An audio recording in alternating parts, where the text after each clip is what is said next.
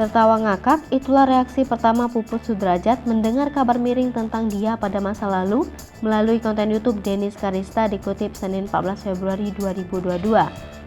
Istri Dodi Sudrajat ini dengan santai membantah tudingan pernah menjual diri alias menjadi pekerja seks komersial. Kabar kabur itu mencuat dari penuturan Kim Haut, sahabat mendiang Vanessa Angel, yang menyebut dengan pelesetan pocong lontong. Nah, banyak yang menyangkakan pelesetan nama ini kepada Puput Sudrajat. Namun, apa tanggapan Puput Sudrajat? Dia sendiri mengakui tak tahu. Merasa tak pernah bekerja sebagai PSK, Puput Sudrajat menantang bertemu dengan Kim Haut secara langsung. Serupa, dia memelesetkan nama Kim Haut menjadi Kim Jong-un, pemimpin Korea Utara. Lebih lanjut, Puput Sudrajat menepis penuturan Kim Haut. Kim Haut menuding kenal dengan diduga induk semang Puput Sudrajat. Maka, Puput Sudrajat ini memastikan tudingan bekerja sebagai PSK tidak benar.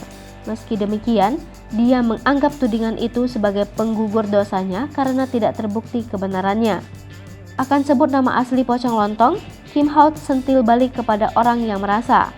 Kim Haut baru saja mendengar tanggapan dari manajer Mayang dan Chika terkait pocong lontong. Tak hanya itu, Kim Haut mengatakan tak pernah menyebutkan nama asli dari sebutan pocong lontong. Selain itu, Kim Haut menyatakan penyebutan nama pocong lontong memang spontan dan tidak menyudutkan siapapun. Kim Haut juga mengatakan masyarakat dapat menyimpulkan sendiri siapa yang dimaksud pocong lontong itu.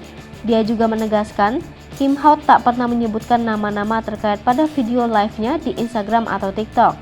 Selain itu, Kim Haut juga mengaku akan mengungkap nama asli dari pocong lontong di pengadilan jika pihak pengadilan memerlukan.